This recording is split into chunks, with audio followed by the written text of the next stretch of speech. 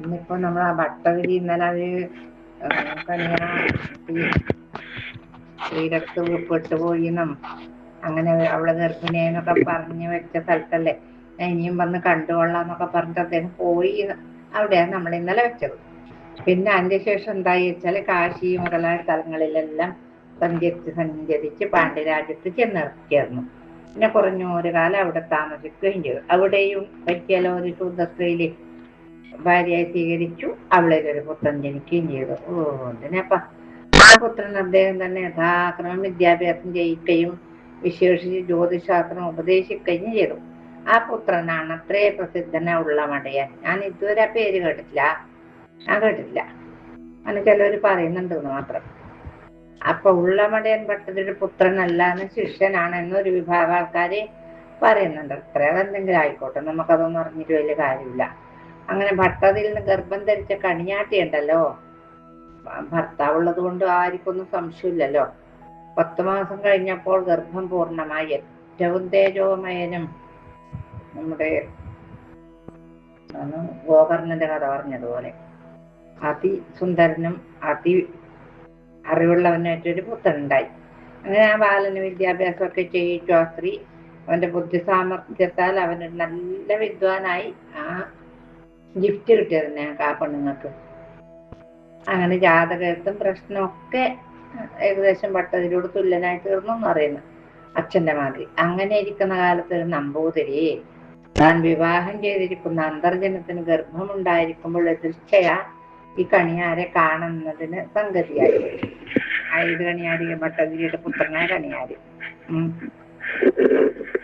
അപ്പോൾ അന്തർജനം പ്രസവിക്കുന്നത് ഉണ്ണിയോ പെണ്ണോ എന്ന് ചോദിച്ചോലോ. ഉടനെ ഈ കണിയാര് പറഞ്ഞു, സ്ത്രീ പ്രജയാണ്, താമസിയാതെ ജാതകം എഴുതി തരാമെന്നും പറഞ്ഞു. അപ്രകാരം ഒരു സ്ത്രീ ജാതകം എഴുതി കൊടുക്കുകയും ആ ജാതകത്തിൽ പറഞ്ഞിരിക്കുന്ന സമയത്ത് അന്തർജനം പ്രസവിക്കുകയും പെൺകുട്ടി എന്നായിരിക്കുകയും ചെയ്തു. അതുകൊണ്ട് നമ്പൂരിക്ക് അങ്ങനെയാണല്ലോ, നല്ല വിശ്വാസമായി. പിന്നെയും അന്തർജനത്തിന് ഗർഭമുണ്ടാകുന്ന സമയത്തൊക്കെ ഇത് കണിയാനെ വിളിച്ചിട്ട് പ്രസവിക്കുന്നതിന് മുമ്പ് തന്നെ കണിയാർ ജാതകം എഴുതി കൊടുക്കുകയും ചെയ്തു. പ്രസവിക്കുകയും വേണ്ടപ്പ ജാതകം എഴുതാൻ. എല്ലാം ഒത്തുവരികയും ചെയ്തു. അങ്ങനെ നമ്പൂരിക്ക് 9 പെൺകിടാങ്ങളുണ്ടായി. അത്യന്തം ദരിദ്രനാണ് ഈ നമ്പൂരി. എന്നാ പിന്നെ 2-3 പോരെ, അതുപോലെ 9 മക്കളും ഉണ്ടായി. 9 പെൺകിടാങ്ങൾ അടുപ്പിച്ചുണ്ടാവുകയും ഒരു പുത്രൻ പോലും ഉണ്ടാകാതിരിക്കുകയും ചെയ്തു. അപ്പൊ സങ്കടം സഹിക്കാൻ കഴിയുന്നില്ല. നേരെ 10ാമതും അന്തർജനത്തിന് ഗർഭമായി. ഇയാൾക്ക് വേറൊന്നും പണിയില്ലേപ്പ. കണിയാരെ പോയി കണ്ടു വിവരം പറഞ്ഞു. അതും സ്ത്രീ പ്രജ തന്നെയാണെന്ന് പറഞ്ഞ് കണിയാർ പതിവ് പോലെ ജാതകം എഴുതി കൊടുത്തു. കണിയാർ പറഞ്ഞാൽ പിന്നെ കടുകിടക്ക് വ്യത്യാസം വരികയില്ലെന്ന് നിശ്ചയമുള്ളതിന് നമ്പൂരിക്ക് വേതനം സഹിക്ക വയ്യാതെ ആയിത്തീർന്നു. അങ്ങനെ ഇരിക്കുന്ന കാലത്ത് എന്തുണ്ടായി വെച്ചാല് ഒരു വഴിപോക്കൻ നമ്പൂരിയുടെ ഇല്ലത്ത് വന്നു. ആ വഴിപോക്കൻ തൈക്കാട്ടുശ്ശേരിയിൽ തൈക്കാട്ട് നമ്പൂരിയായിരുന്നു. പ്രസിദ്ധമല്ലേ തൈക്കാട്ട് നമ്പൂതിരി? അദ്ദേഹം ആയിരുന്നു എന്നാണ് കേൾക്കുന്നത്. അദ്ദേഹം എവിടെയോ പോയി വരും വഴിയാണ് വന്നത്. അങ്ങനെ മൂണ് കഴിച്ചു പോകാനിടയായി. അവിടേക്ക് ഇവിടുന്ന് മൂണ് കഴിച്ചിട്ട് പോകും, അങ്ങനെയാണല്ലോ. പണ്ട് അന്നം വിൽക്കുന്ന സ്വഭാവം ഉണ്ടായിട്ടില്ലല്ലോ. വഴിപോക്കൻ നമ്പൂരിയെ കണ്ട ഉടനെ ഗൃഹസ്ഥൻ നമ്പൂരി യഥായോഗ്യം ആദരിച്ച് വേഗത്തിൽ കുളി കഴിച്ചു വരാം, മൂന്നിനധികം താമസമില്ല എന്നും പറഞ്ഞു. ദാരിദ്ര്യം മതി കലശലായിട്ടുണ്ടെങ്കിൽ ആ ഗൃഹസ്ഥൻ നമ്പൂരി ഏറ്റവും ഔദാര്യമുള്ള ആളായിരുന്നു. നല്ലൊരു ആളായിരുന്നു. വീട്ടിൽ വെക്കാനില്ലെങ്കിലും അതിഥികൾക്ക് കൊടുക്കും. വഴിപോക്കൻ നമ്പൂരി കുളിയും തേവാരൊക്കെ കഴിഞ്ഞു വന്നപ്പോഴേക്കും ഭക്ഷണം തയ്യാറായിരുന്നു. രണ്ടുപേരും ഊണ് കഴിഞ്ഞ് പുറത്തളത്തിൽ പോയി മുറുക്കി വർത്തമാനവും പറഞ്ഞിരിക്കുമ്പോൾ ഗൃഹസ്ഥൻ നമ്പൂരി തന്റെ കഷ്ടാവസ്ഥകളെല്ലാം വഴിപോക്കൻ നമ്പൂരിയെ പറഞ്ഞു കേൾപ്പിച്ചു. ഉടനെ വഴിപോക്കൻ നമ്പൂരി ആട്ടെ, അപ്പോൾ അകായിലേക്ക് ഗർഭം എത്ര മാസമായി എന്ന് ചോദിച്ചു. അപ്പൊ നാള് പോയിട്ട് 1 മാസം കഴിഞ്ഞു എന്ന് പറഞ്ഞു. അത്രേ ഉള്ളോ? എന്നാൽ ഈ പ്രാവശ്യത്തെ ഒരു ഉണ്ണിയാകരുതെന്നൊന്നും ഇല്ല കേട്ടോ. എനിക്കൊരു 40 ദിവസം ചെലവിന് തന്നെ ഇവിടെ താമസിപ്പിക്കാമെങ്കിൽ ഈ പ്രാവശ്യം പുരുഷ പ്രജയെ പ്രസവിപ്പിച്ചേക്കാം എന്ന് പ്രസവിപ്പിക്കല് എന്ന് പറഞ്ഞു. അപ്പോൾ ഗൃഹസ്ഥൻ സ്ത്രീ പ്രജയെന്ന് കണിയാർ ജാതകം എഴുതി തന്നിരിക്കുന്ന സ്ഥിതിക്ക് അത് മറിച്ചു വരാൻ പ്രയാസമാണല്ലോ, കണിയാൻ സാമാന്യക്കാരനും അല്ല എന്നും പറഞ്ഞു. ആട്ടെ, അതൊക്കെ ശരി തന്നെ. എനിക്ക് 40 ദിവസം ഭക്ഷണം തന്ന് ഇവിടെ താമസിപ്പിക്കാമോ? കണിയാനല്ല ബ്രഹ്മാവ് തന്നെ പറഞ്ഞാലും ഞാൻ നിവർത്തി ഉണ്ടാക്കിക്കൊള്ളാം എന്ന് വഴിപോക്കൻ ഉറപ്പായി വീണ്ടും പറഞ്ഞപ്പോൾ അങ്ങനെ ആവാമെന്ന് ഗൃഹസ്ഥൻ സമ്മതിച്ചു. അതിന്റെ ശേഷം വഴിപോക്കൻ നമ്പൂരി 40 ദിവസം അവിടെ താമസിച്ച് അന്തർജനത്തിന് നെയ്യ് ജപിച്ചു കൊടുത്തു. പ്രസവ ദിവസം ഞാനും വരാട്ടോ, കണ്യാനെയും വരുത്തണം. ഒരു കുത്തിച്ചിപ്പാക്കലായി. ആര് പറഞ്ഞതാണോ ഒക്കുന്നതെന്ന് അറിയാമല്ലോ എന്ന് പറഞ്ഞ് വഴിപോക്കൻ നമ്പൂരി പോവുകയും ചെയ്തു. അന്തർജനത്തിന്റെ പ്രസവ ദിവസം നേരത്തെയാ നമ്പൂരി വീണ്ടും വന്നു ചേർന്നു. അദ്ദേഹം ഇവിടെ വന്നിരിക്കുന്നവരും അദ്ദേഹം പറഞ്ഞിട്ടുള്ളതൊന്നും കണിയാനോട് പറയരുതെന്നും പറഞ്ഞ് അദ്ദേഹം പുറത്തിറങ്ങാതെ പുറത്തളത്തിലിരുന്നു. കണിയാൻ വിവരമൊന്നും അറിയുന്നില്ല പാവം. അങ്ങനെ അദ്ദേഹം പഠിക്കലും വന്നിരുന്നു. അപ്പോൾ എതിർച്ചയ ഒരു കാശിവാസിയും അവിടെ വന്നു. കുറപൂരം മുറ്റത്തിരുന്നു. ഉടനെ അന്തർജനത്തിന് പ്രസവവേദനയും ആരംഭിച്ചു. ഗൃഹസ്ഥൻ നമ്പൂരി കണിയാനോട്, എന്താ കണിയാരെ, പെണ്ണ് തന്നെയാണ് അല്ലേ എന്ന് ചോദിച്ചു. അടിയൻ എഴുതി തന്നിട്ടുള്ള ജാതകമൊന്നും ഇതുവരെ തെറ്റിയിട്ടില്ലല്ലോ, പിന്നെ എന്തിനു സംശയിക്കുന്നു, അങ്ങനെ തന്നെയാണ് ഇതും എന്ന് കണിയാർ പറയുകയും ചെയ്തു. അപ്പൊ കാശിവാസി, ഇതുവരെ തെറ്റിയിട്ടില്ലെങ്കിൽ ഈ പ്രാവശ്യം കുറച്ച് തെറ്റിപ്പോയി, അന്തർജനം പ്രസവിക്കുന്ന ഒരു ആൺകുട്ടിയാണ് എന്ന് പറഞ്ഞു. സംശയമില്ല എന്നും പറഞ്ഞു. ഒരു നാൾ അങ്ങനെ വരുന്നതല്ലെന്ന് കണിയാനും വാദിച്ചു. ഇങ്ങനെ അവർ വാദിച്ചുകൊണ്ടിരിക്കുമ്പോൾ അവിടെ ഒരു പശുവിനും പ്രസവ വേദന തുടങ്ങി. പ്രസവിക്കാനുള്ള ഭാവമായപ്പോൾ ഗൃഹസ്ഥൻ നമ്പൂരി, ആട്ടെ കണിയാരെ, എന്നാൽ ഈ പശു പ്രസവിക്കുന്ന കിടാവ് എന്തായിരിക്കും എന്ന് ചോദിച്ചു. ഉടനെ കണിയാര്, കാളക്കിടാവാണ്, നെറ്റിയിൽ ചാർത്തം ഉണ്ടായിരിക്കും, കുറി എന്ന് പറഞ്ഞപ്പോൾ കാശിവാസി, നെറ്റിയിൽ ചാർത്തല്ല, വാലിൽ കൊടിയാണെന്ന് പറഞ്ഞു. ആട്ടെ, നമുക്കിപ്പോ അറിയാമല്ലോ എന്നായി കണിയാൻ.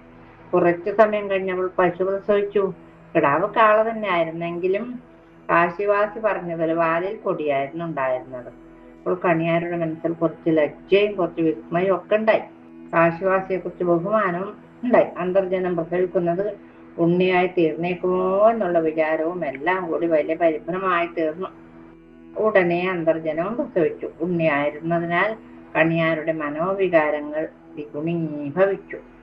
താൻ ശാസ്ത്രപ്രകാരം പറഞ്ഞ് എങ്ങനെ തെറ്റിയെന്ന് വിചാരിച്ച് കാശിവാസിയോട്, ഇതേ മഹാത്മാവേ, ഇതെന്ത് ഇങ്ങനെ വന്നത്, ഞാൻ ശാസ്ത്രപ്രകാരമാണല്ലോ 2 സംഗതികളും പറഞ്ഞത്, അത് രണ്ടും തെറ്റിപ്പോയല്ലോ. ആ കിടാവിന് നെറ്റിയിൽ ചാർത്തില്ലാതെയും വന്നല്ലോ, ഇവിടെ പുരുഷപ്രജ ജനിക്കുകയും ചെയ്തല്ലോ, ശാസ്ത്രം അബദ്ധമാണെന്ന് വരുമോ? ഇത് കേട്ടപ്പോ കാശിവാസി, ശാസ്ത്രം അബദ്ധമെന്ന് ഒരിക്കലും വരുന്നതല്ല, ശാസ്ത്രം ഗ്രഹിച്ചിരുന്നാലും സയുക്തികമായി ആലോചിക്കാതെയും മറ്റും പറഞ്ഞാൽ ഇങ്ങനെ തെറ്റിപ്പോകുന്നേ ഉള്ളൂ എന്ന് പറഞ്ഞു. ഇത് രണ്ടും നിന്റെ വിചാരക്കുറവ് നീട്ടുമ്പോൾ തെറ്റിയതാണ് എന്നും പറഞ്ഞു. ഇതിനെ കണിയാൻ ഇതിന്റെ കാരണം വ്യക്തമായി പറഞ്ഞു തരണേ, എനിക്കിത് വ്യക്തമായിട്ട് അറിയണമെന്ന് പറഞ്ഞു. ഗർഭമുണ്ടായി 3 മാസം കഴിയുന്നതിന് മുമ്പ് വിചാരിച്ചാല് പ്രജയെ സ്ത്രീയോ പുരുഷനോ ഏതെങ്കിലും ഇഷ്ടം പോലെ ആക്കി തീർക്കുന്നതിന് ബ്രാഹ്മണർക്ക് ശക്തിയുണ്ട്. അത് അവരുടെ വേദത്തിന്റെ മാഹാത്മ്യമാണ്. അതിനാൽ ഗർഭം 3 മാസം ആകാതെ ജാതകം എഴുതി കൊടുക്കരുതാത്തതാണ്. ഇവിടെ ഇപ്രകാരം ആക്കി തീർത്തത് അയാള് ഇപ്പോൾ അകത്തിരിക്കുന്നുണ്ട്. നീ ഇതിനെക്കുറിച്ചൊന്നും വിചാരിക്കാതെ ആദ്യം ജാതകം ഗണിച്ചപ്പോൾ കണ്ട ലക്ഷണം വിചാരിച്ച് തന്നെയാണ് ഇപ്പോഴും പറഞ്ഞത്. തൽക്കാല സ്ഥിതിയെക്കുറിച്ച് വിചാരിക്കാത്തതിനാൽ ഇങ്ങനെ തെറ്റിപ്പോയി സാരമില്ല കേട്ടോ. പിന്നെ ആ കിടാവ് ഗർഭത്തിൽ കിടന്നിരുന്നപ്പോൾ അതിൻ്റെ വാല് വളഞ്ഞ് നെറ്റിയിലേക്ക് ഇരുന്നതിനാലാണ് നെറ്റിയിൽ ചാർത്തുണ്ടെന്ന് നിനക്ക് തോന്നിയത്. അമ്പടാ, ഇതും ആലോചന കുറവ് തന്നെ. കുറച്ചുകൂടി മനസ്സിരുത്തി ആലോചിച്ചിരുന്നെങ്കിൽ നിനക്കും ഇതൊക്കെ അറിയാവുന്നതായിരുന്നു എന്ന് പറഞ്ഞു. ഇദ്ദേഹം തന്റെ അച്ഛനെ തലക്കുളത്തൂർ ഭട്ടതിരൻ ആയിരിക്കുമോ എന്ന് സംശയം തോന്നി കണിയാർക്ക്. കണിയാൻ വിവരം ചോദിക്കുക അദ്ദേഹം അതിന് സമ്മതിക്കുകയും ചെയ്തു.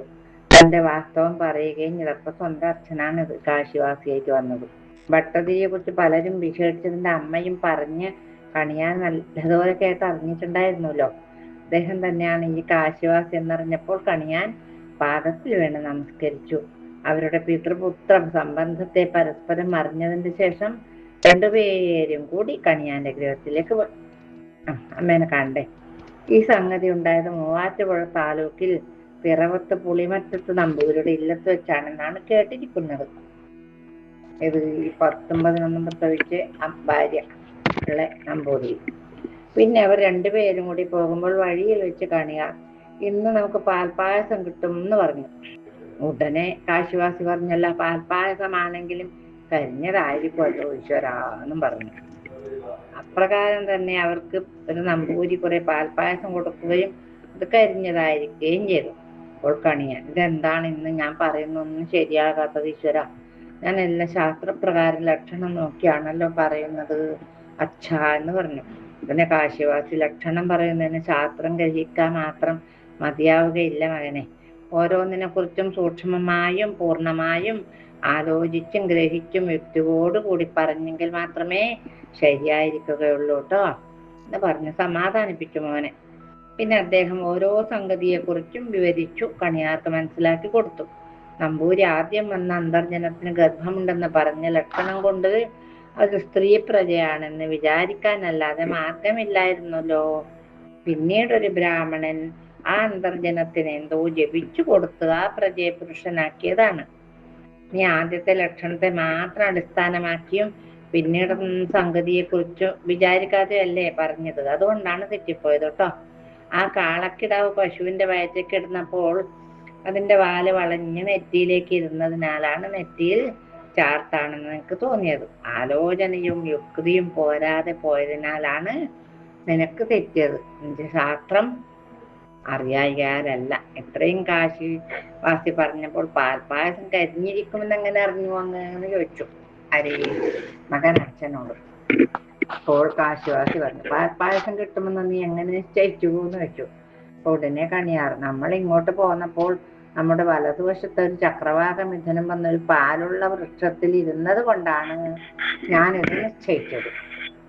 അപ്പോ കാശിവാസി, ആ ചക്രവാക മിഥുനം ഒരു ഉണങ്ങിയ കൊമ്പിന്മേലാണ് വന്നിരുന്നത്, അതിനാലാണ് പാൽപ്പായസം കരിഞ്ഞതായിരിക്കുമെന്ന് ഞാനും നിശ്ചയിച്ചത്. ഇങ്ങനെ ഓരോ സംഗതിയുടെയും സൂക്ഷ്മം നോക്കി അറിഞ്ഞിട്ട് വേണം ഒരു ലക്ഷണം പറയാനെന്ന് പറഞ്ഞു കാശിവാസി. അല്ലെങ്കിൽ ഭട്ടതിരി പറഞ്ഞതിനെ എല്ലാം കണിയാൻ സമ്മതിക്കുകയും പിന്നീട് കണിയാരും ഓരോന്നും സൂക്ഷ്മം വരെ നോക്കിയും ആലോചിച്ചും പറഞ്ഞു തുടങ്ങിയെല്ലാം ശരിയായി ഒത്തുവന്നു തുടങ്ങുകയും ചെയ്തു. അങ്ങനെ അച്ഛന് മകന് നല്ല ബുദ്ധി ഉപദേശിച്ചു കൊടുത്തു. അങ്ങനെ അദ്ദേഹം കാര്യങ്ങളൊക്കെ വളരെ വിശദമായിട്ട് പറയാനൊക്കെ തുടങ്ങി എന്നാണ് പറയുന്നത്. ഇനി ബാക്കിയുള്ള സമയം നമുക്ക് നാളെ പറയാം.